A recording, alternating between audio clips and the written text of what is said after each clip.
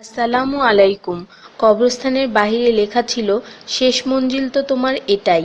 আসতে না আসতেই তো জীবনটা কেটে গেল। কি পেলে তুমি এই দুনিয়া থেকে? কিছুই না।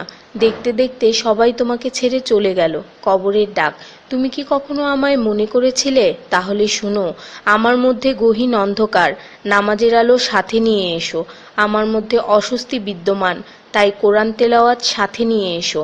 আমার মধ্যে আছে বিষাক্ত পোকামাকড়, সাপ বিচ্ছু, তাই সাথে করে রাসূল সাল্লাল্লাহু ও আহলে বায়তের প্রেম নিয়ে এসো। আমার মধ্যে আছে আগুন, তাই খোদাভীতির শীতল পানি নিয়ে এসো। মেসেজটি নিজের মোবাইলে সংরক্ষিত কন্টাক্টে সব মুসলিম ভাই বোনদের সেন্ড করুন। কে জানে, হয়তো কেউ আমল করাতে আপনারও গুনাহ মাফ হয়ে যেতে পারে। ঈমানের পর যার নামাজ উত্তম তার জীবন উত্তম, যার জীবন উত্তম তার মৃত্যু উত্তম, যার মৃত্যু উত্তম তার কবর উত্তম, যার কবর উত্তম তার আখিরাত উত্তম, যার আখিরাত উত্তম তার জন্য জান্নাত নিশ্চিত। সো ডোন্ট মিস নামাজ। সোয়াবের জন্য হলেও অন্ততপক্ষে একজন বন্ধুকে তো অবশ্যই এই মেসেজটি সেন্ড করুন। আল্লাহ আমাদের উপর সন্তুষ্ট হন, আমিন। 5 জায়গায় হাসাহাসি করা সাধারণ গুনার চেয়ে 25 গুণ অন্যায়। 1. কবরস্থানে, 2.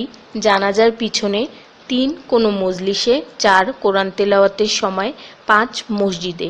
শুধু একবার কাউকে পাঠান, অনেক মানুষ এসব গুনাহ করা থেকে বেঁচে যাবে। একা আছেন, আল্লাহকে স্মরণ করুন। কষ্টে আছেন, মুহাম্মদ ও আলে মুহাম্মদের উপর দরুদ পড়ুন। মন খারাপ থাকলে ইয়া হাইয়ু ইয়া কাইয়ুমও পড়ুন। টেনশনে থাকলে ইয়া রাহিমও পড়ুন। ফ্রি থাকলে মেসেজটি ফরওয়ার্ড করুন। হে আল্লাহ, আমার উপর এবং তোমার নবীর উম্মতের সকল সদস্যদের উপর তোমার রহমত বর্ষণ করো, আমিন। তথ্য: আপনি কি জানেন পবিত্র কোরআন শুনলে ক্যান্সার হয় না? আর যদি ক্যান্সার সেল শরীরে থেকেও থাকে তাহলে তাও মারা যায়।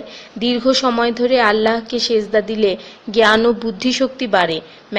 মাথা ব্যথার সমস্যা হয় না। চুল পড়া দূর হয়ে যায়। এই মেসেজটি ফরওয়ার্ড করতে শয়তান আপনাকে বাধা দিবে, কিন্তু আপনি এটা হতে দিবেন না। আর সব কন্ট্রাক্ট নাম্বারে সেন্ড করে দিন। কোরআন ও নবীর সুন্নত ও তার সম্মানিত সাহাবী এবং আহলে বাইতের অনুসরণ করুন।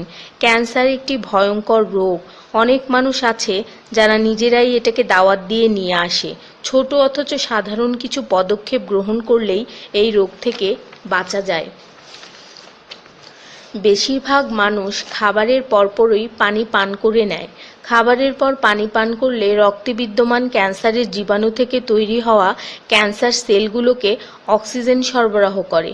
নবী পাক সাল্লাল্লাহু বলেছেন, খাবারের আগে পানি পান করা শেফা। খাবারের পরপরই পানি পান করা কলেরা রোগের কারণ, তাই সর্বোত্তম হলো খাবার শেষ করার কিছুক্ষণ পর পানি পান করা। তিনি আরও বলেছেন, 1 চিমটি লবণ খেয়ে খাবার শুরু করো আর 1 চিমটি লবণ দিয়ে খাবার শেষ করো। এ কথাগুলো তাদেরকেও জানিয়ে দিন যারা আপনার কাছে জীবনের চেয়েও প্রিয়। যদি কোনো ব্যক্তি ঘুমানোর সময় 21 বার বিসমিল্লাহির রহমানির রহিম পড়ে, আল্লাহ তখন ফেরেশতাদেরকে হুকুম দেন এই ব্যক্তির প্রতিটি নিঃশ্বাসের বদলে নেকি লেখা হোক। আপনার মোবাইলে যত নাম্বার সেভ করা আছে তাদের সবাইকে এটা ফরওয়ার্ড করুন, আর তখন দেখবেন কত মানুষ আপনার কারণে বিসমিল্লাহ পড়ছে।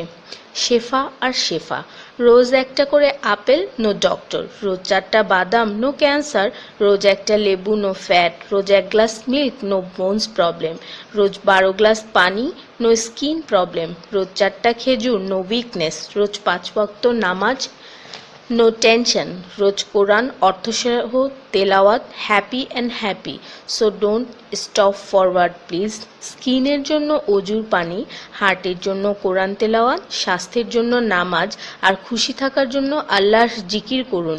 জেনে রাখবেন, ভালো কথা প্রচার করা সৎকার সমতুল্য, সাথে 30 লাখ নেকি